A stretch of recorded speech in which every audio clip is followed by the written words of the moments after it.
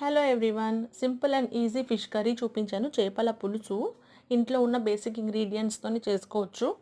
ఎక్కువ పొళ్ళు ఇవి అవి ధనియాల పొడి, జీరా పొడి, మళ్ళీ ఫిష్ మసాలా ఇవన్నీ యూజ్ చేయకుండా ఈజీగా ఉప్పు, కారం, పసుపు మాత్రమే డ్రై పౌడర్స్ యూజ్ చేసి ఎలా చేసుకోలేదని ఈజీగా చెప్పాను. అండ్ మీలో ఎంతమందికి ఫిష్ కర్రీ నైట్ చేసుకుంటే మార్నింగ్ ఇష్టం అండ్ మార్నింగ్ చేసుకుంటే నైట్ తినడానికి ఇష్టం?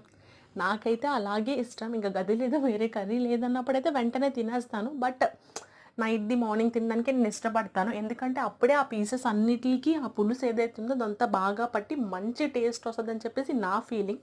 మీ అందరి ఫీలింగ్ ఏంటనేది నాకు కామెంట్ చేయండి. నేను డెఫినెట్‌గా చదువుతాను, రిప్లై కూడా ఇస్తాను. నేను పులుసేసిన తర్వాత ఎక్కువసేపు మరగనివ్వననమాట. సిమ్‌లో పెట్టేస్తాను. ఎందుకంటే హై ఫ్లేమ్‌లో పెడితే ఇవన్నీ మనకి పీసెస్ అనేవి గుండ గుండలా అయిపోతాయి. సో, సిమ్‌లో పెట్టేస్తాను. అంతే ఈ వీడియో. Bye bye.